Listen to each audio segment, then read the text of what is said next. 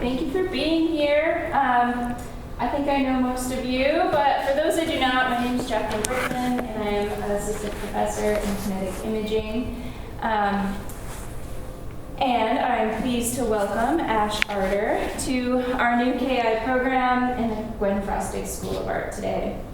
We had a wonderful morning together with Art 1090, Time and Process, in a physical computing workshop where students painted with conductive paint and made interactive sounds.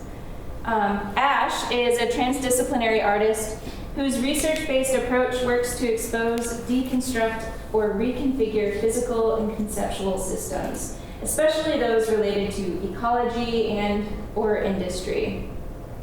Arder manipulates physical and virtual environments to explore object and mark making, mechanical portraiture, sound design, and performance as tools for complicating dynamics of power between humans, machines, and the lands they occupy. Ash received an MFA from the Cranbrook Academy of Art. They have participated in an array of residencies and fellowships, exhibited their work across the U.S., including at the Museum of Contemporary Art in Detroit, Transformer in D.C., and at the Kitchen in New York. Ash is currently a fellow at Cranbrook Academy of Art in Fiber Art. So we met together in 2016 at Nomad Detroit, which was a trade-based event hosted by Pops Packing in Hamtramck. Ash was using bicycle parts, turned upside down, to work with nettle fibers, and I was instantly intrigued by her approach to making. I was just like, what is going on there? And then I also have this memory of when we both participated in the Monster Drawing Rally at MoCAD, which was to benefit a fundraising event. And every other artist is like at a table, like painting or drawing, and I think I was like cutting pieces of paper and collaging. Ash has paper on the floor and a nettle stalk and is like whacking the paper with ink or mud, I'm not sure, but I've just always really been intrigued by your process and the way that you so thoughtfully engage like organic materiality with technology. So I'm just so pleased to have you here with us, and I hope that you all will join me in welcoming Ash.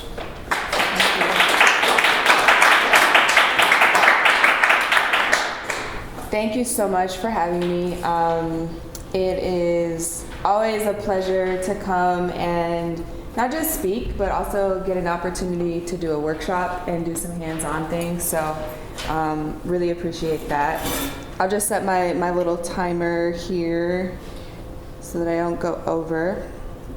So today I essentially want to take you through a kind of cursory overview of some of the ways that my process functions. As Jacqueline said, I'm transdisciplinary, so I don't really work in one particular area. So some of the ways that I break down projects is based on concept, so or site or place of kind of research or thinking. So this presentation will run through the garden as a sort of site conceptually and physically. We'll run through the street as a site, and then we'll run through the farm. And this was just a kind of way to orientate this presentation today.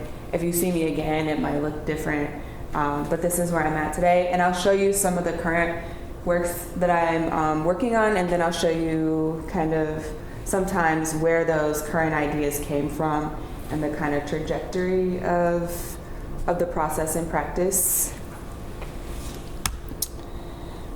So here's the In the Garden section. We'll start with a really recent project called Hoop House. It looks like whoop, but it's pronounced hoop. And this is essentially a large-scale performance stage, solar power energy hub, and invitation for musicians and storytellers to kind of gather and tell stories and make sounds in a natural landscape.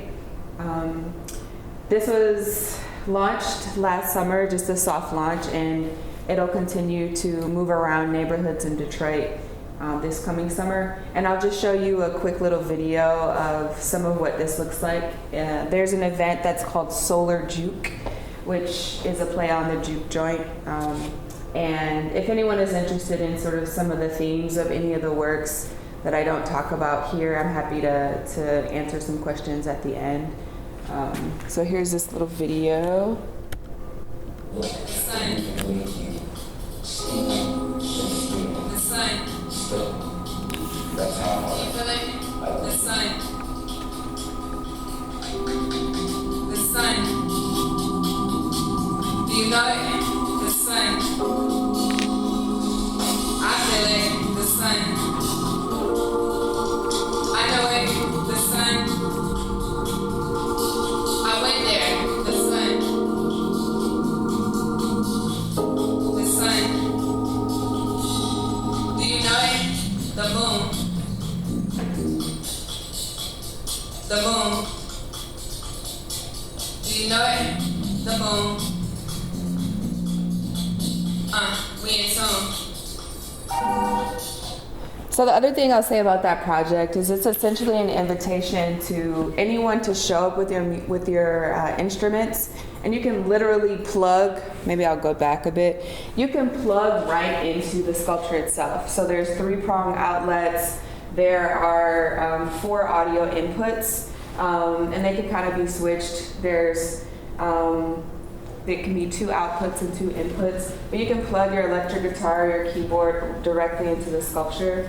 And then in the back is a sort of mixing board, and the speakers are behind these sort of circular shapes there, which are vectors of patterns from my great-grandmother's quilt. But yeah, the sound comes right directly out of the sculpture after people have plugged into it and then put their instruments into it and amplified the sound.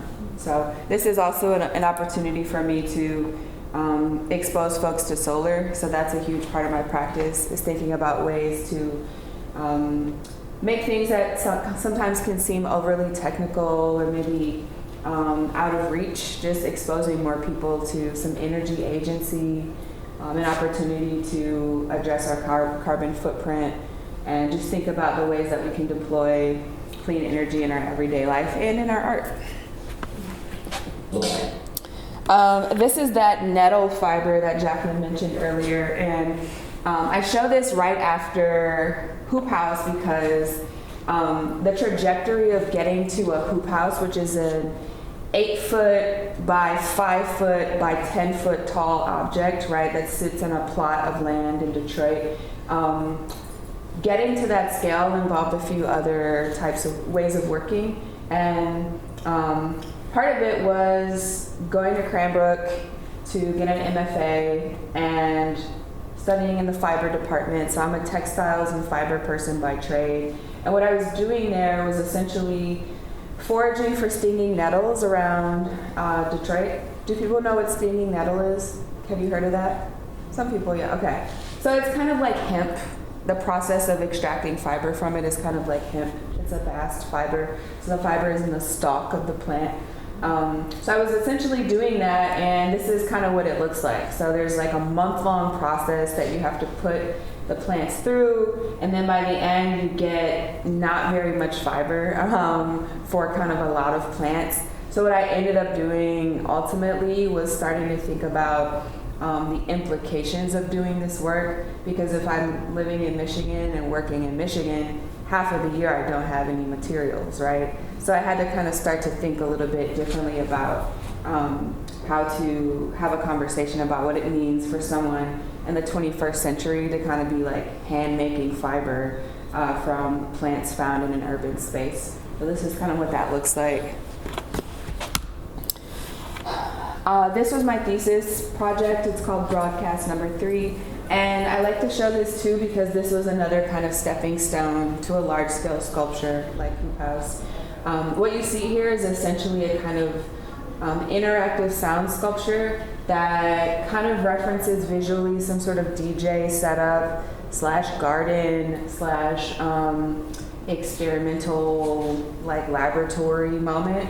But what is happening here is there are 4 beds of soil in trays on the top of the sculpture, and inside of these wooden boxes are speakers. And so when I activate this piece through performance, I show up to the gallery with a cassette player that's pre-programmed, or I have a cassette in there with a 20-minute composition that is thematically explores plants, my own family history, found sounds. I play that, I push play, and then I go around and I put stinging nettle seeds in top of the copper couplings on each of these beds of soil. So I kind of go around and I put seeds inside of those spaces. And then I play the analog synthesizer along with the soundscape that's coming out of the tape player. And there's enough vibration through the sound to create movement inside of the boxes for the seeds to catapult outside of the boxes onto the beds of soil. So it's this kind of double meaning of broadcast, right? Most of us know broadcast as the dissemination of data, right, or data transmission. In agriculture, broadcasting just means to disperse seeds randomly. So I'm really interested in the kind of double meanings that can occur between sectors or disciplines, and kind of flipping them on their heads or hacking them or intervening in a way that first it starts as a question for myself, and sometimes the question asking process results in an object that someone wants to put in a space. But ultimately, I needed to build this in order to answer this question for myself in my own mind. When the sculpture is not being activated, there's a reoccurring kind of looped sound that sounds a little bit like a heartbeat. So it's just kind of boom, boom in the space. So it's active when I'm not there performing. But yeah, this was kind of one of the ways that I pivoted. I wasn't able to get access to plants all the time, so I started thinking about what does it mean to maybe be a pollinator of stinging nettle, me as a human. Am I a pollinator of this plant? What are the ways that I could participate in making more of it, or collaborating in some sort of way? And this is kind of an example of kind of scale and how it looks when I'm activating it. The next project that needed to kind of happen in order for last summer's sculpture to happen is this project called Disco Gardens, where I was invited by this residency space in Brooklyn, New York called Recess to come there and install basically an indoor garden in their space. So it was a little bit experimental in that there weren't very many plants in this garden, but rather than plants, there was this small collection of analog media, so vinyl records, on a shelf inside of garden beds that I built. And they all reference gardens in the subject matter or in the titles. So this is an ongoing project where I'm accumulating records and cassette tapes, specifically vinyl, or specifically analog media, and just building an archive of what is popular culture and what is Black music saying about the human-plant relationship, right? So if that's a prompt, what is this sample? Are there themes? Is the rose always used like this, right? What is the artwork telling us? So these are just some of the album covers from some of the items in the collection. This is kind of what it looks like. These garden beds are modeled off of tree pits in New York City. There's a whole system around how you can have a small garden in front of your building in New York City, and your tree pit, which is what they call it, has to be a certain size. The corners can't be higher than this. The materials used can only be this. And I didn't know that until I was actually in Brooklyn for the summer and walking every day from my apartment to the gallery, and just like fascinated by all of these kind of what I now know as tree pits, but basically like a little, like, I don't know, it kind of felt like a cage for trees, which I wasn't really into that. But I was just fascinated with all of the different like styles and variations, so I started doing research on it. And yeah, I modeled the size off of that. My friend Johan Diedrich, who's a sound artist in Brooklyn, activated this piece with a performance called Orchids, where he interviewed his grandmother, who lives in Miami, where he's from, about her experience with her orchid garden. So it's a really beautiful kind of composition and live performance where he's using materials from the library mixed in with audio recordings from his grandmother talking about her experience cultivating these plants. And then you can kind of see this is how the audience would be in the space. This also involved several listening sessions where the public was invited in off of the street to just like listen to one particular song on one record with me for about 2 hours, an hour of listening and an hour of discussion. And it really is just kind of what happens when we decide to like put our phones down and just be together and listen to something, and then talk about it in depth. We're not listening to all of the songs on the album, just one song. So that was some of the other ways that this got activated.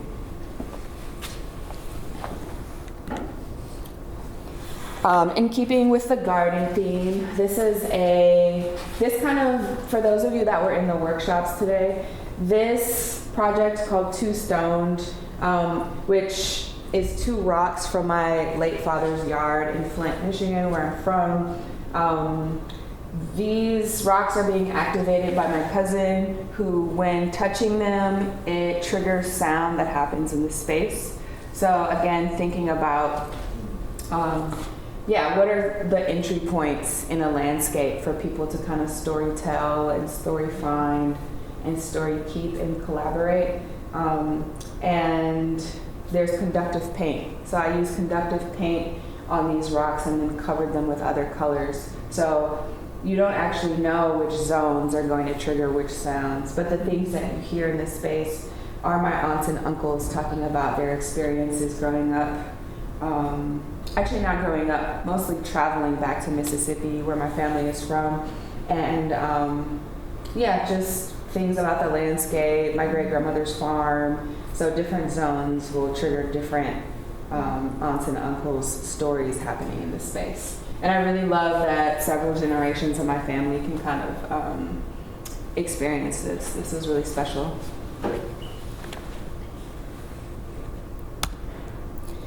That project, that was 2022.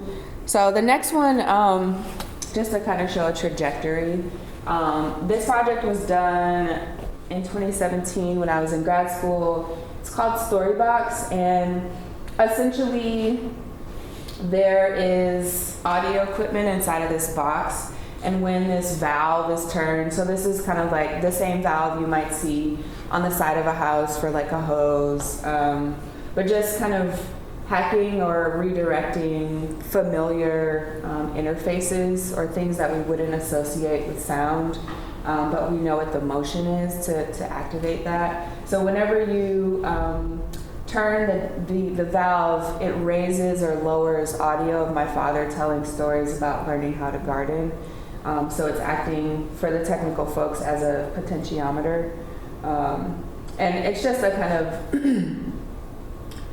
of simple, it wasn't that simple, but it looks simple, a simple hack of an existing form to do something new.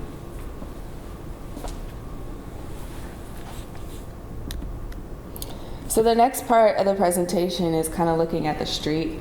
I'm super fascinated lately with kind of the automotive industry and the forms and materials that come out of that industry. I'll preface this with, so both sides of my family participated in the Great Migration, so they moved up from the American South to the north to work in the automotive factories. And so I think part of this new interest in this is to kind of like trace back my own family's like relationship to, contribution to, questions about struggles in automotive kind of legacy in this country. And so this piece is a kind of, it's called Joey, but it's a blob with a found tail light in it that actually functions just as a lamp or a light.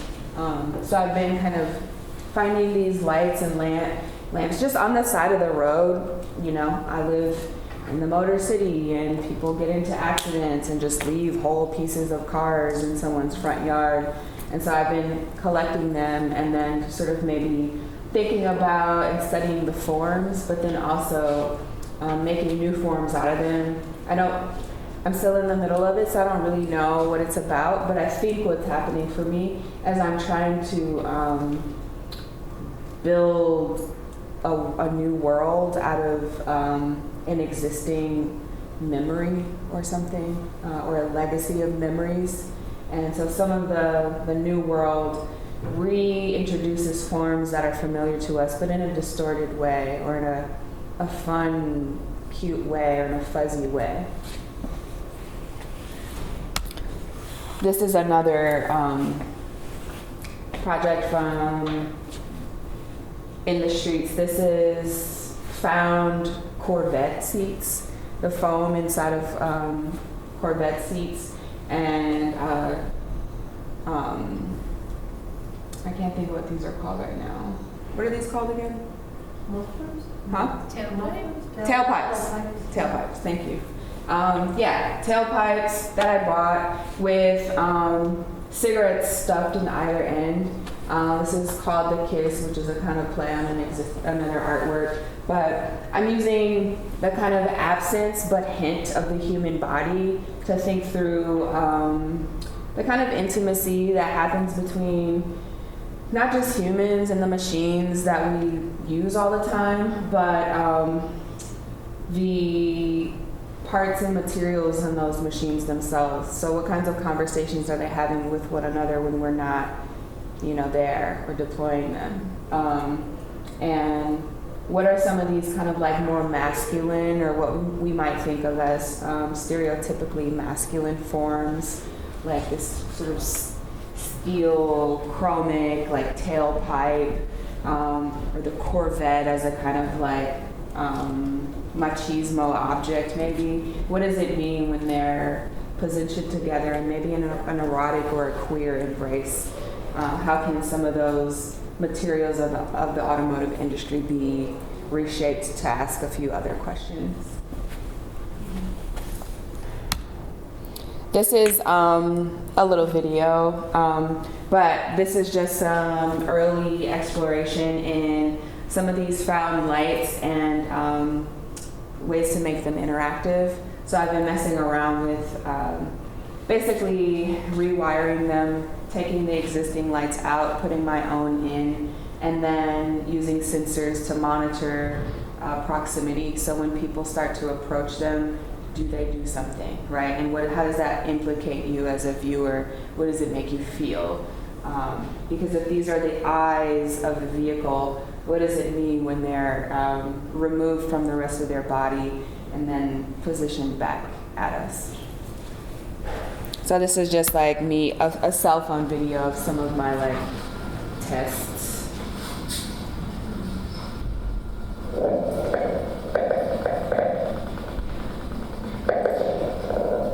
I'm using two different kinds of sensors in this, an ultrasonic sensor in one and a motion sensor in the other. I'm still testing out which one works the best, but when I back up, the lights go off, and just playing around with how sensitive do I need to make the sensors.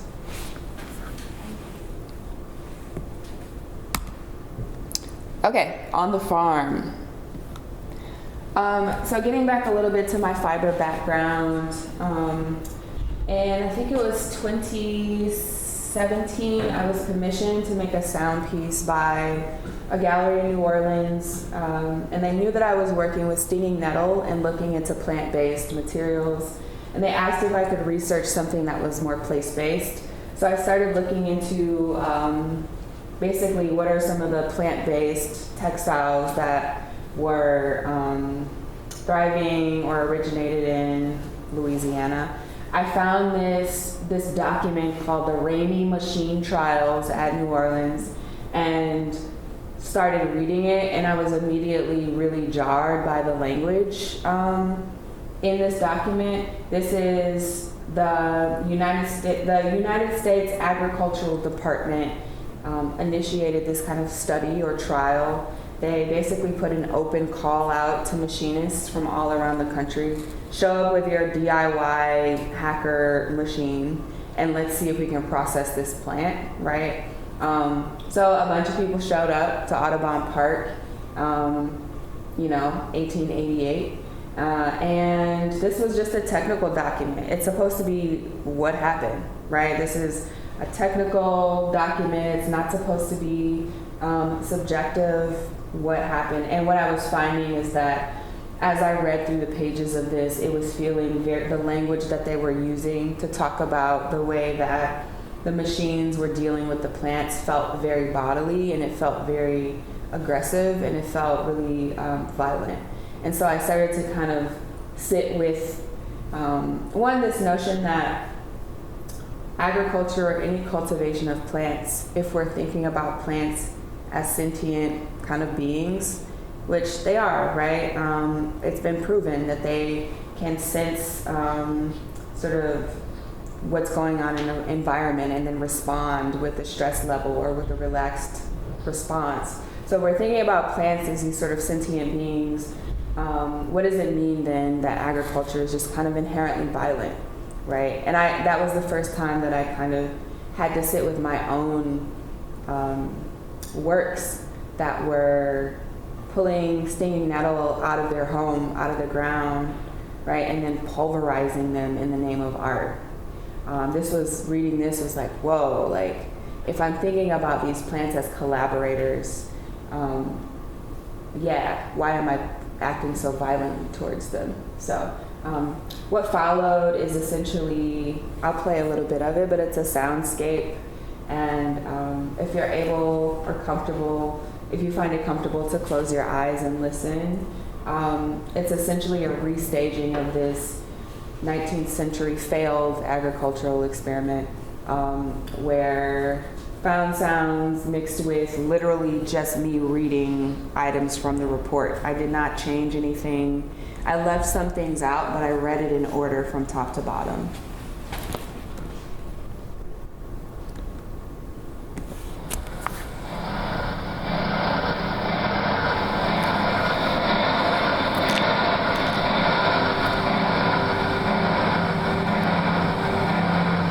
Methods of removing.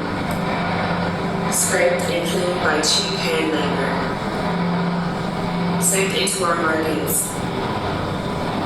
Must be removed by chemical or mechanical action or a combination of both. Operated upon. The mechanical treatment has to be followed by a more or less intense chemical one for the removal of the last remaining. The breaking of the more or less brittle and rash, fresh from the field and stripped, secure rolled into bands, then dried partially or wholly by artificial heat, brittle enough to be removed by subsequent beating and combing. Sometimes this mechanical after treatment has been omitted. Ready for a final coating for spinning with or without preliminary bleaching. Cut at the time when the oldest portion is just turning color. Secured from when fully dried, I am not subjected to the action of breaking after bleeding or combing, and brought my teeth pushed to their perfection. Ready for the alkaline bath. Become so brittle that the breaking and beating is worked at very different degrees of maturity. Must be attacked with a large number of machines in order to secure uniformity. Turned out. Secured from the plantation of Captain Willie, 2 miles beyond Algiers, across the river, and brought by teams to Audubon Park.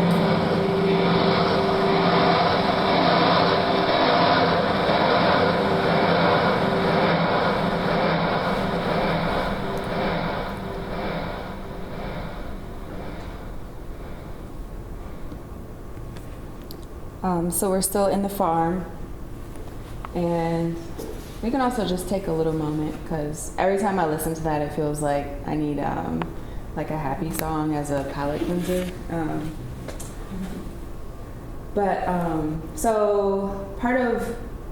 So I've spent a lot of time in New Orleans, and part of it was sparked by that commission. I was a resident at a studio in the woods, which is a really amazing residency. And I decided to start exploring large-scale farming equipment because I was just fascinated about this relationship between humans and the machines. Especially, this was born out of my interest in human-plant relationships. But then when you enter into an agricultural space, you have to deal with the implement or the kind of machine. And so I ended up getting really fascinated with the machine-plant sort of interaction. So I found myself at the John Deere factory in Thibodaux, Louisiana, which is about 2 hours outside of New Orleans, and this is a sugarcane harvester, and it's massive, it's really dangerous, and doesn't know a human from a bunny rabbit. So I just really became really fascinated with some of the indicators or kind of like safety mechanisms in place to keep fleshy, soft humans safe from these sort of very large, hard, sharp machines. I also went to a sugarcane mill in Jondriette. This is just a still image from so much video and sound that I collected from this mill. But yeah, I show these things because sometimes my work looks like going into spaces like this, right? And I consider that just as much the work as a sculpture that goes in a gallery. So finding myself at a John Deere factory, taking video and photo of that, finding myself at a sugarcane mill, taking video and photo of that I might never show to anyone, right? It might just be for me. But I always like to make sure that folks know that even if you don't see everything, it's still part of the work for me. And empower other people to kind of be okay with a process-based journey, right? And keeping some things for yourself. This is a more recent trip. This is a still image from this year. I actually treated myself for a birthday present in January. I was in New Orleans again. And yeah, I just went to a cotton innovation lab and took an 1.5-hour tour through here. This is just one room, but again, I'm always capturing forms and materials and processes to help think through this relationship between humans, materials, and then the machines that are assisting in that relationship. And also, some of this is just cold calling, right? I didn't have any relationship with anybody at the lab. I didn't even know it existed. I drove by doing something else, and I saw it, I looked it up, I emailed the person who I found online, and they were very enthusiastic to welcome me. So, yeah, it's always important for me to let people know that too. I don't just have a bunch of connects in random factories and mills, but I found that people are really willing and interested to share their process and journey with you if you just ask.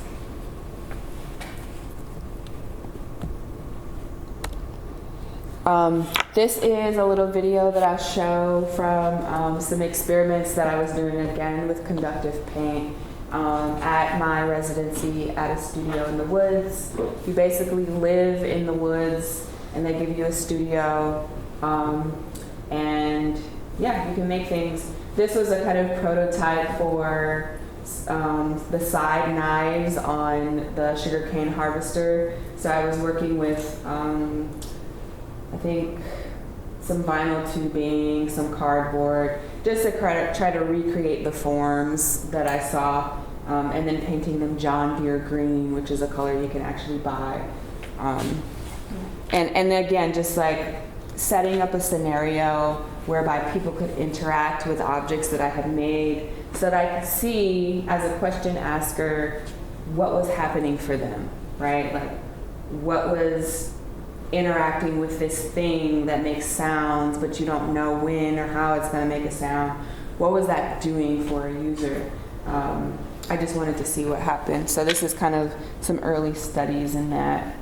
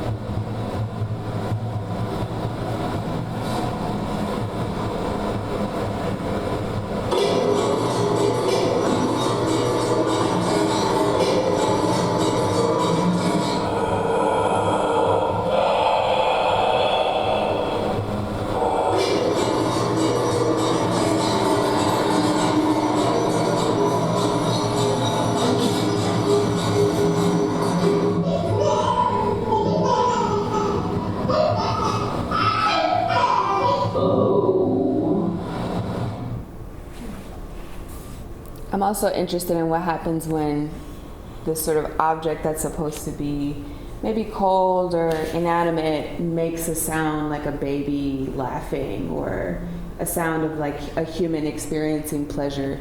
Those kinds of things are really stimulating to me, and I'm still working through some of this, but yeah, ultimately I don't think that objects are passive. I think that they're made up of matter and material. They're putting out energy, they're receiving energy. This is some kind of like new materialisms framework, but yeah, I don't think objects are sitting around waiting for us to pay attention to them in order to be putting out energy. This is, I think these are some of my last slides, but this is a project where, so when it was time to go back to Michigan, I realized that I didn't really have access to, or maybe I was in New York at the time. Either way, I didn't have a lot of access to these kind of like sugarcane mills and large-scale agricultural equipment anymore, but I was still interested in like exploring them and looking at them. So I started to play a video game called Farming Simulator, and yeah, you really could just get really up close and personal with a lot of, farm equipment. So that was wonderful, and I could capture my gameplay. No, I wasn't doing what you're supposed to do in the game, right? I wasn't actually farming for the sake of farming. I started to more use the tractors and the fields and the supplies as mark making tools, and to kind of, I became fascinated with kind of vectors and digital forms that were supposed to be representing some of these other organic materials like seeds and plants, but also snaps and kind of like knobs and lights and buttons. So yeah, I started to basically and I'm still doing this, but carving digital land and manipulating digital land. It's almost like, kind of like land art, right? But I'm just using digital space, or concrete poetry, So this is just a video that this showed at the Museum of Contemporary Art Detroit in 2021. And I'm trying to kind of focus on some of the bodily or kind of like organic or visceral vectors that are showing up through this gameplay.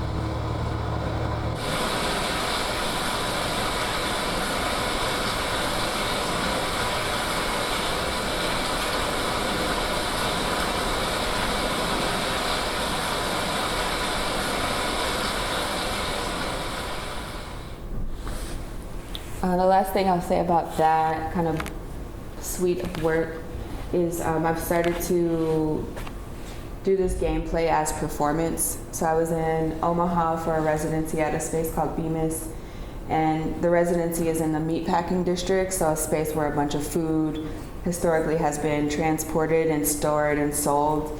And on the side of the building, there's just this perfect white square, and I think it's because they tore down part of the building and that was an office, so that wall was just painted.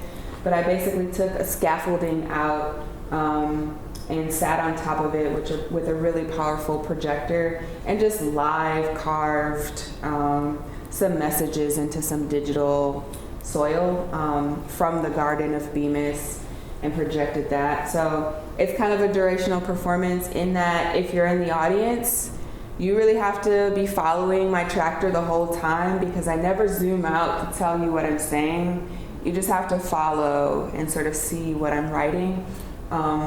But it's a message, and I think it's about, maybe it was like 30 to 45 minutes, and people sat in the garden and just sort of watched as that happened. So I'm interested in doing sort of some more of these where I just send a message to everyone or to myself, but just use some of these digital tools and kind of flip this idea of who gets to manipulate land, what land, what's a way to do it in a way that's not actually maybe actually extractive. Yeah, I don't know. I think there's a lot of space to play, and that's my timer. Thank you so much. That's it.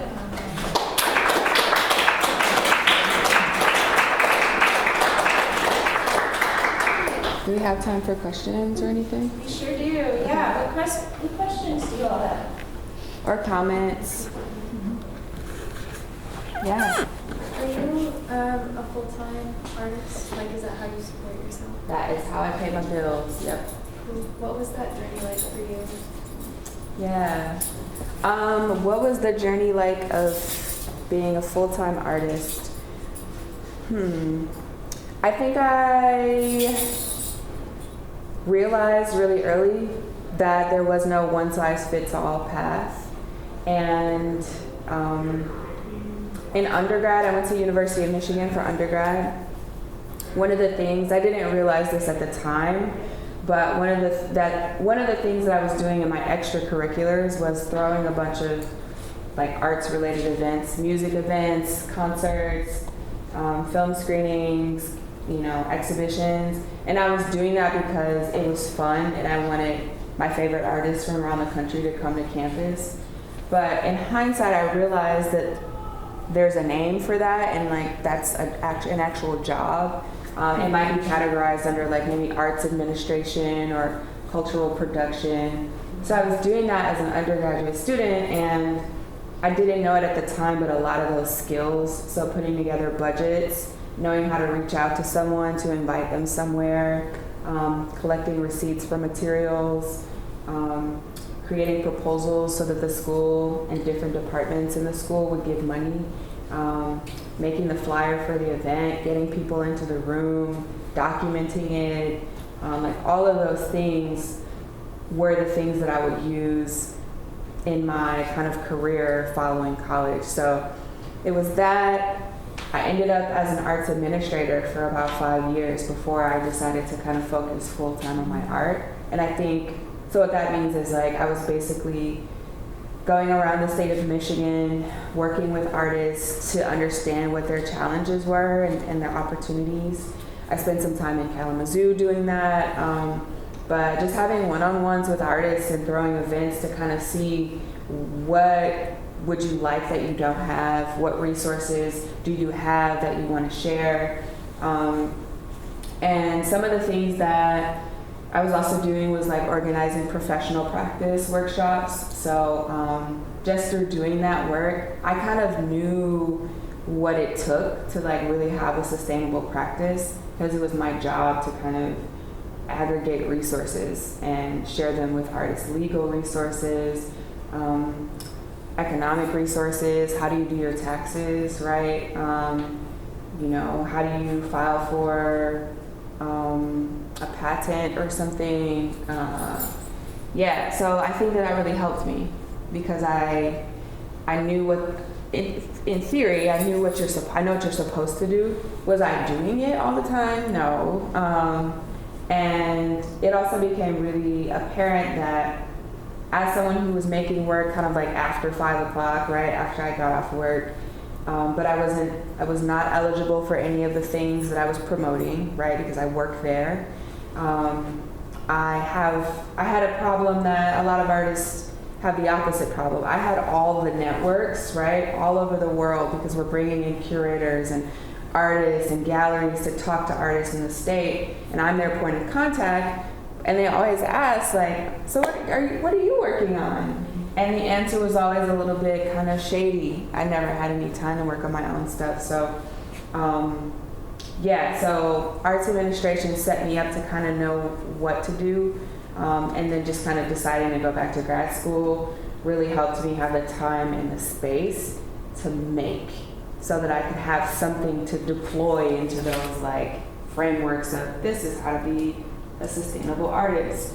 So I would say the journey was a little bit, it was intentional, but in a kind of serendipitous way, right? I know how to reach out to mentors and to kind of keep my finger on the pulse of what's happening in a place.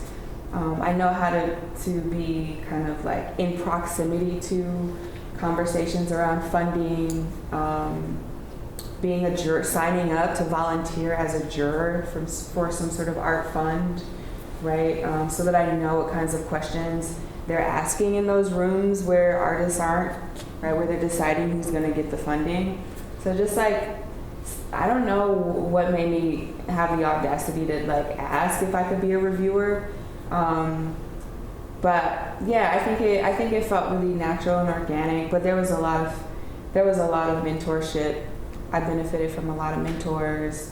I made a lot of mistakes, you know, but I would say it's been fruitful, and I would be lying if I said it's really planned out. Honestly, I just kind of show up to life every day and I try to put out some positive energy or a specific kind of question or intention. And when people see that that's what I'm putting out, when they hear of things or they teach a class, right, they're like, oh, you know, Ash just asked that question that time at that dinner, or, you know, so I think just showing folks who you are creatively,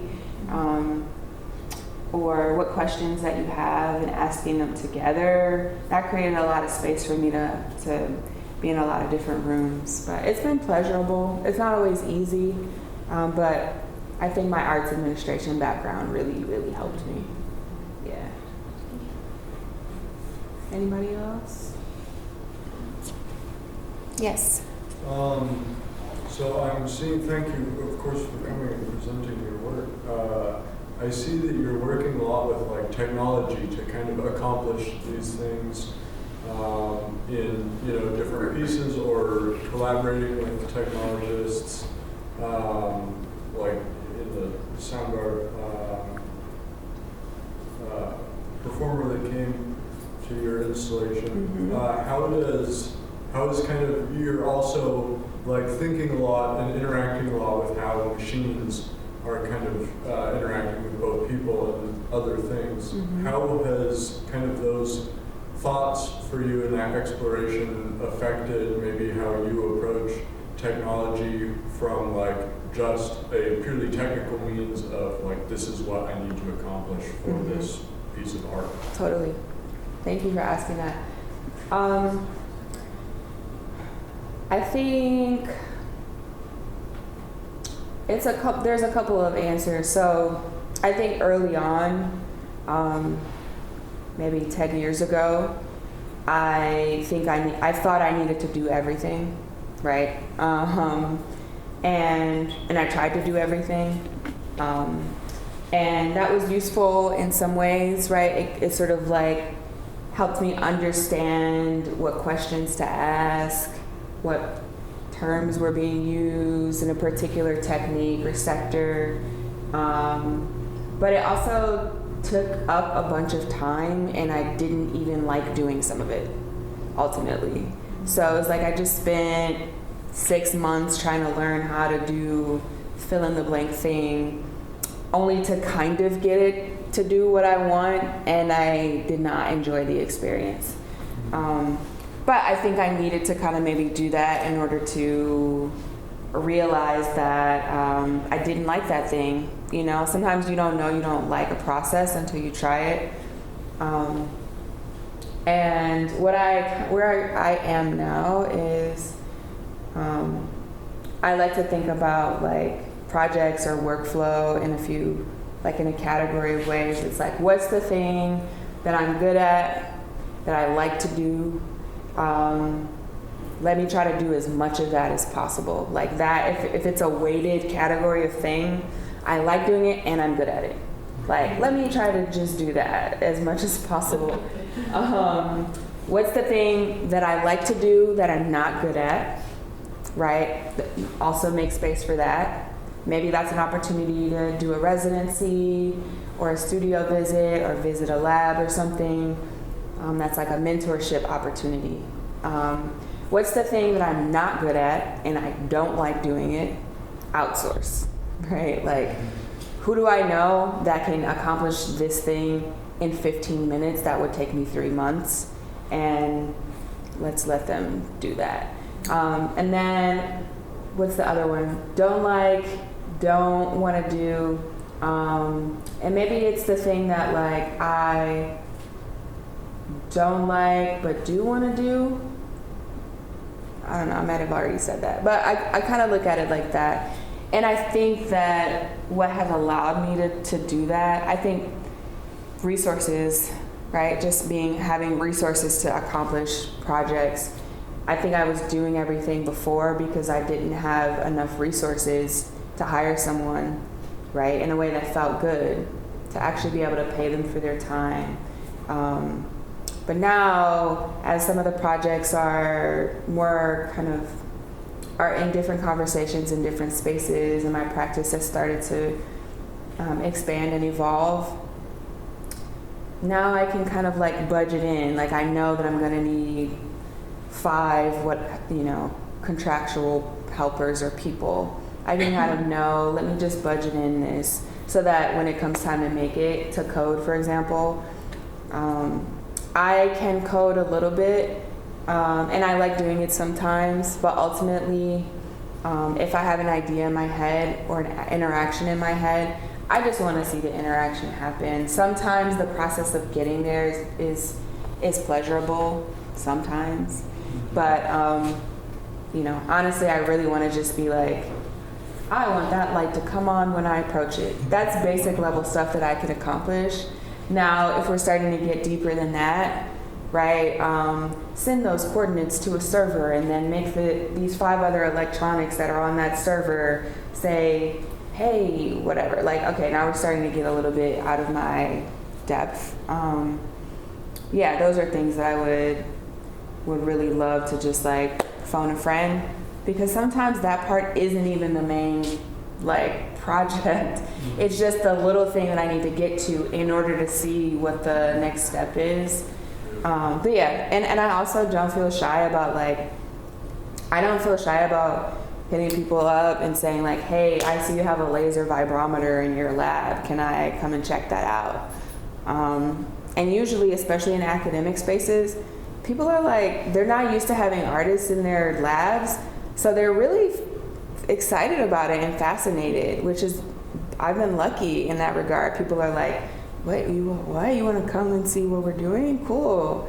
But yeah, I think people are more willing than you think to allow you to come in and see what they've got going on, because they love it. And the people that are already in the lab don't want to hear each other talking about, why this is cool. They're just trying to get their work done and get out of there. But if it's somebody they can sort of like, expert explain to, like me, who I don't know anything about what's going on, oh, they love it. Yeah. Does that answer your question? Yeah. Okay. Some of, I'm sorry. There's a few. Oh, I don't know any of your work before this. I quite frankly got an email. I'm actually a music student, Sweet. but I'm very curious in the Hoop project. Mhm. And did you mostly come that with yourself, and how many people did you collaborate with to make that happen? Yeah, that's a good question. Conceptually, it was my idea. And once it started to get to a scale that started to feel architectural, I phoned a friend. So my good friend and collaborator, Kapish Singh, who is an architect that went to Cranbrook with me. I was just like, hey, what are you working on this summer? Do you want to do this? So I collaborated with an architectural designer to kind of take some of the ideas that were in my head and start to think about them spatially. And we spent about like 6 months just like meeting up at each other's houses and talking through what do we want people to do? How do we want people to feel? We knew that solar was kind of the anchor, right? Like that's a huge piece. We knew that storytelling and music was an anchor. How do we cross-pollinate all those things? Kapish knew of a fabricator who builds a lot of stuff for their architecture firm. So they looped in a fabricator, master carpenter, right? I don't have to be in here trying to figure out how to do all these like very specific latches and grooves and things. No, Tom, that's your expertise, right? You do that. So architectural designer, fabricator, I had a few people help kind of like install on different occasions. It's a modular piece, so it comes apart and you can kind of move it to different locations. And you know, that takes a team. I try to do physical work by myself, not because I want to, but I have a hard time asking for help sometimes. So 3 or 4 people just to like install sometimes whenever it needed to like move or change shape. And then all the musicians. So it kind of gets activated. It's probably been activated maybe like 5 or 6 times outdoors. And then it was at University of Michigan where an entire class, the Creative Arts Orchestra activated it for an hour-long performance. So endless musicians, right? Just a bunch of musicians. And yeah, that was I think when the scale is big like that, I don't even try to pretend like I can, like my brain doesn't even go to, oh, just do it. It's like, you need some support. Yeah, thanks. Yeah. I really find like how you like use nature and like that's very cool.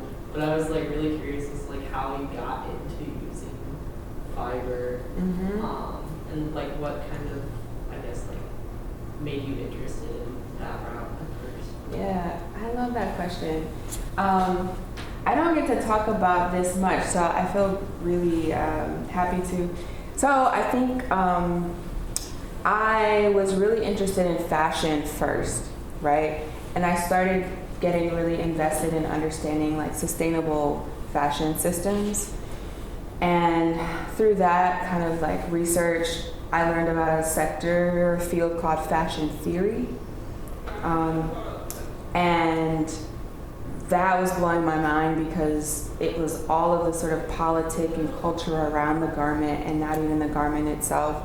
And I was doing old projects that maybe are in the deep corners of the internet, where I was basically just kind of like trying to understand what people's relationships to their garments were.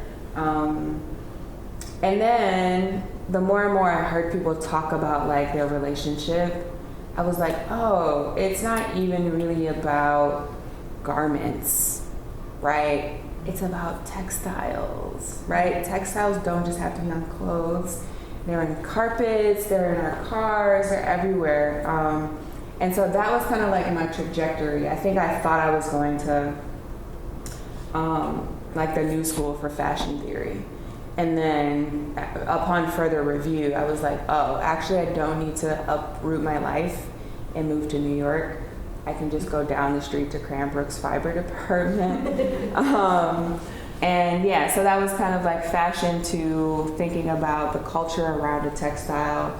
And the plant-based interest specifically rather than protein fibers or like wool, things from animals, was I was at an alpaca ranch on shearing day one day and watched more than 50 alpaca be sort of led into a barn, pinned down, and then made extremely uncomfortable while they were shorn. And I was just like, this is not for me. The smells, the sounds, pinning animals down. They assured us that they weren't hurt, they were just annoyed. But I don't know, that was when I was like, okay, I do want to be working with natural fibers rather than synthetics. I can't really do the protein fiber, and it was important for me to be involved at every level. And I just couldn't really see myself shearing any animals. So I was like, all right, redirect. What are the plant-based fiber processes? And that's kind of how I found hemp first and foremost. But it might still be illegal. But at the time, it was illegal to even cultivate hemp for fiber, right? Because there wasn't enough known about the amount of like THC in the stalks. So there were a few places that were even allowed to do that. So I was like, I don't want any smoke. I don't want any problems. What else could I do that's not hemp? And so that's when I found stinging nettle and learned that it was actually really common and it really strong fiber and kind of similar in process to hemp. Yeah, that's kind of the trajectory. I haven't been foraging as much lately. I think somebody found all my nettle spots in Detroit because when I go back, I'm like, oh, okay, people like nettles now. They used to be an annoying kind of nuisance for a lot of people because when you touch them, they literally like sting you. It's a protective mechanism. But they're super herbs. They're medicine. They can be fiber. They're great to eat. So I think people are just like, are hip now, and so all my nettle spots are picked over. It seems that some of the work is done very introspectively, and it's interesting that you talk about the move towards plant, which is much more rhizomatic, and then like the Hoop project feels rhizomatic in a similar way. Can you talk about that? Yeah, I think there is a lot of internal work happening, and one of my kind of tensions as a creative person is always like what to give away and what to keep, because as a person in this body, white cube gallery art world has not always been the safest place for ideas or history, let alone like my family's deep dark secrets, right? And so I think I'm constantly trying to understand whether or not to allow other folks to have an eye in on some deeply personal questions, and they're also not always, they're rarely resolved, right? They're kind of always ongoing. And I like this idea of like rhizomatic growing out instead of sort of growing up, because I think progress is always talked about, not always, but often talked about in a sort of like, like vertical fashion. And I think a lateral progress is kind of more aligned with the way that I think about the evolution of ideas, of projects, of myself. But yeah, it's very apt of you. I am doing a lot of deep questioning. I'm thinking through relationships, sometimes like 10 entities out, right? And maybe this is some of like, a lot of indigenous knowledge, thinking about like planning for the generations, 7 generations down the line. What are they going to have, or how is this, what seems like a small act, going to impact their lived experience? And I think about that with my ideas. Sometimes it's my Achilles heel though, because I'm like, if I don't know step 10, then I couldn't possibly start on step 2, right? I need to know where I'm going. But that isn't always true, and sometimes I get to step 3 and then I pivot, or I do know step 10. I think I know entity or relationship 10 is. But then once I get there, I'm like, I could have stopped at 3, or I could have made a turn back there and it would have been more generative. But yeah, I think there's also something about like seeds and generations and offspring, and not even just with plants, but like with me. So if I'm the kind of like ripple in the wave of like my particular like corner of humanity, right?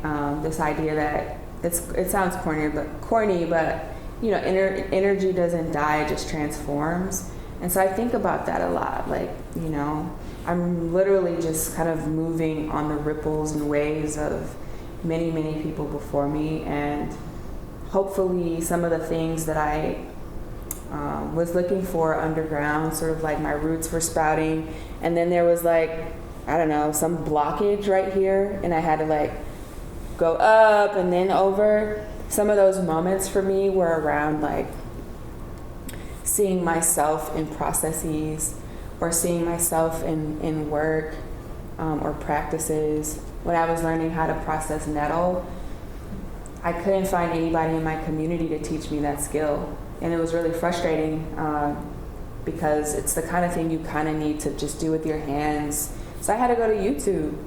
And the people on YouTube that were teaching that skill were like middle-aged, cis hetero white dudes in rural areas teaching survival videos. Right? And, you know, great, love that for them. You know, like, but I needed the skills. So I'm like, okay, let me sit through this and get the information. And one of the things that became important was like, okay, if I'm learning how to do this, some of my work is also just a track record, or like a record, so that some other person who's like got their roots growing, they're growing out, and they get to a thing and they're like, wait a minute, something stopped, like where's the water source? I can kind of be like, oh no, I got you, right? Like, you don't have to watch those rural dudes on YouTube. Like, you know. Is that answering your question? I don't know if it is. Okay. Thank you. Yeah. Thank you so much.